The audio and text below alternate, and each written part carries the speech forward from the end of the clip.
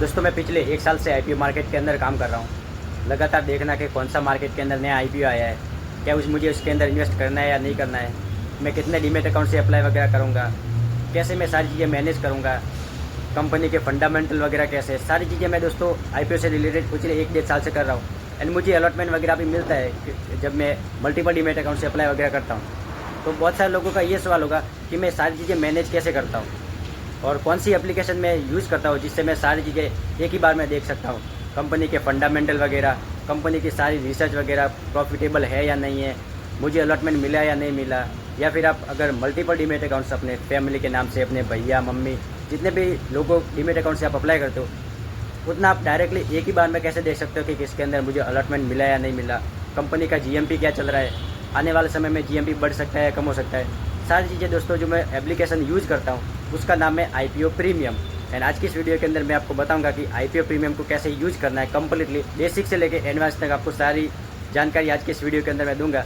तो वीडियो को लाइक कर देना एंड वीडियो पसंद आए तो चैनल को सब्सक्राइब भी कर लेना।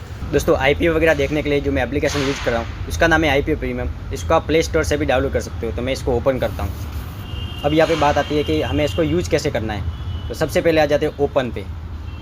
ये ओपन है, इसका मतलब यहाँ पे मेन बोर्ड के ऊपर मैंने क्लिक किया है, यानी कि जो भी मेन बोर्ड के आईपीओ है जो कि लगभग 100 करोड़ से ऊपर होते हैं वो यहाँ पे दिखेगा। तो अभी के टाइम पे तो मना कर रहा है कि no main board IPO open today.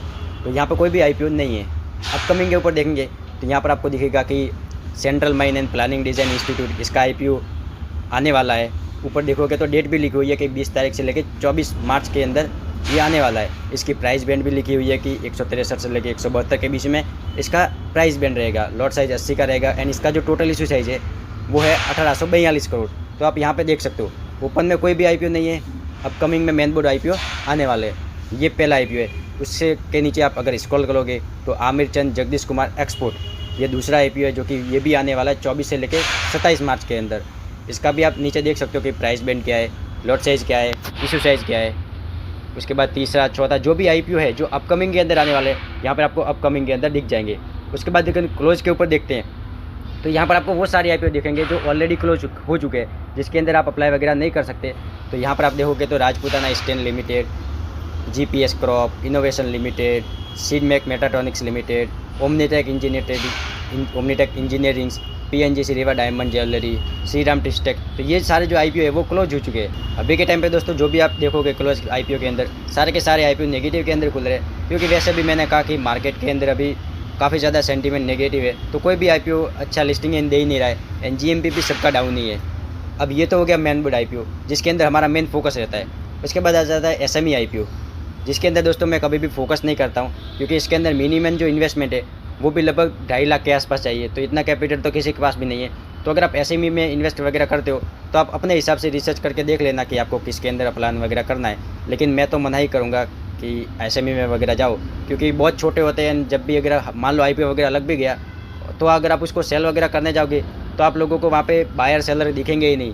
फिर आपको सेल करने के लिए वेट करना पड़ेगा कि मार्केट के अंदर वॉलेटिलिटी वगैरह आए तो उस समय ही सेल हो पाएगा। क्योंकि अगर आप उसको सेल करना है तो आपको बायर चाहिए एंड वो अगर नहीं है तो आप उसको नहीं सेल कर सकते।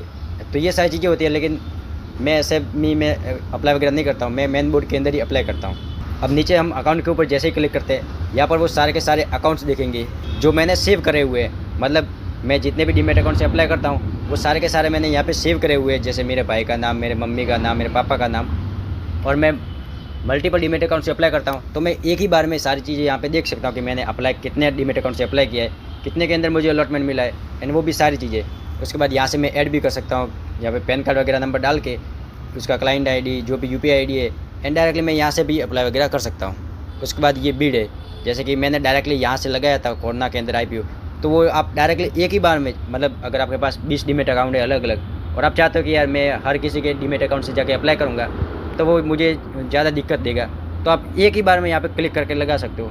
लेकिन मैं चाहूँगा कि आप अलग अलग तरीके से करोगे तो ही बेटर आपके लिए रहेगा। उसके बाद आ जाता था लास्ट ऑप्शन, वो है अलॉटमेंट। जैसे ही आपने अप्लाई वगैरह किया, मार्केट के अंदर अलॉटमेंट वगैरह आ चुका है, मान लो जैसे कि कोई भी आईपीओ है, जैसे अपकमिंग आईपीओ है, यहाँ पर आप देखोगे तो अलॉटमेंट देख लिखा है 25 तारीख। तो जैसे ही आप अलॉटमेंट पे जाओगे, जो भी आपने आईपीओ वगैरह सेलेक्ट किया है, अलॉटमेंट के ऊपर क्लिक करोगे तो यहाँ आपको सारी चीज़ें एक ही बार में बता देगा कि आपने कितने लॉट अप्लाई किए, और आपको अलॉटमेंट वगैरह मिला है या नहीं मिला। जैसे कि मैंने यहाँ पे इस पर क्लिक किया तो मेरे को यहाँ पे बता रहा है कि आपने किसी भी IPO के अंदर अप्लाई नहीं किया है तो नॉट अलॉटेड।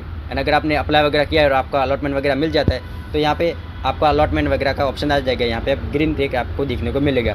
तो यही है सिंपल IPO प्रीमियम, जिससे में आप सारी की सारी चीज़ें कर सकते हो, A to Z IPO research analysis, उसके फंडामेंटल सारी चीज़ें। जैसे कि ये central mine planning and design institute का IPO है। अब इसके फंडामेंटल वगैरह चेक करने हैं तो हम जस्ट व्यू के ऊपर क्लिक करेंगे। जैसे हम व्यू के ऊपर क्लिक करते हैं सारी की सारी चीज़ें दिख जाएगी कि रिटेल के अंदर हमारा जो मिनिमम इन्वेस्टमेंट है वो होने वाला है 13,760 रुपये, एंड HNI के अंदर 2,06,000 रुपये, एंड बिग HNI के अंदर 10 लाख रुपये। नीचे की साइड में आप देखोगे तो रिटेल के अंदर 30% रिजर्व रखा गया है। 30% रिजर्व का मतलब ये है कि जो भी इशू साइज है, जैसे कि 18 करोड़ का इशू साइज है, उसका 30% रिटेल के लिए। तो वहाँ पे रिटेल के लिए जितना ज़्यादा उतने ही ज़्यादा अलॉटमेंट के चार्जेज। उसके बाद HNI के लिए कितना रखा है, एम्प्लॉय के लिए कितना रखा है, शेयर होल्डर कोटा के लिए 10% रखा है। ये सारी चीज़ें आप देख सकते हो। इशू साइज 1800 करोड़ है तो उसके अंदर से ऑफर्स फॉर सेल कितने का है, फेयर वैल्यू यहाँ पे आप देख सकते हो। तो उसके नीचे जाओगे तो आपको नीचे दिखेगा कंपनी के रिस्क फैक्टर वगैरह सारी चीज़ें, कंपनी के स्ट्रेंथ के बारे में।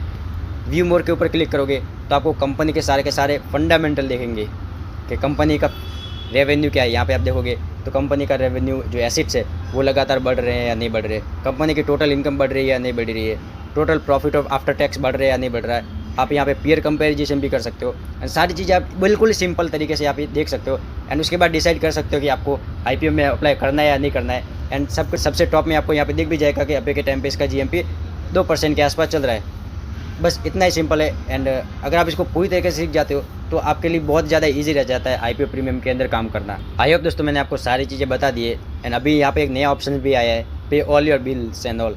मतलब अब आपको अगर UPI वगैरह भी करना है तो उसके लिए भी यहाँ पे इन्होंने नया ऑप्शन दे दिया है। आप जो भी पेमेंट वगैरह है वो भी यहाँ पे कर सकते हो, लेकिन इसके लिए हमें ज़रूरत नहीं है क्योंकि हम सब लोग फ़ोनपे या गूगल पे का इस्तेमाल करते हैं। तो IPO के लिए ये बेहतर है क्योंकि मैं यही यूज़ करता हूँ और ये सबसे ज़्यादा ईजी भी है।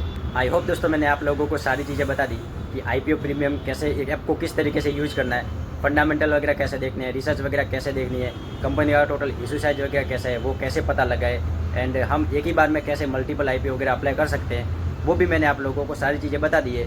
एंड आई होप आपको ये वीडियो पसंद आई होगी। एंड अगर आपको ये भी जानना है कि मैं कैसे अप्लाई करता हूँ, जैसे कि मेरे पास 16 से ज़्यादा डीमेट अकाउंट अलग अलग पड़े हैं, तो मैं कैसे अप्लाई करता हूँ, कैसे मैनेज करता हूँ, कैसे अलग अलग डीमेट अकाउंट को अपने पास में रखता हूँ और कैसे मैं अप्लाई वगैरह करता हूँ, आपको कंप्लीट प्रोसेस जानना है तो आप मुझे कमेंट के अंदर बता सकते हो। आई होप आपको ये वीडियो पसंद आई होगी। मुझे लगता है कि मैं थोड़ा फटाफट बोल रहा हूँ क्योंकि मेरी कम्युनिकेशन इसके लिए इतनी ज़्यादा अच्छी नहीं है, तो मैं जल्दबाजी में बोल रहा हूँ। आई होप आपको ये वीडियो पसंद आई होगी।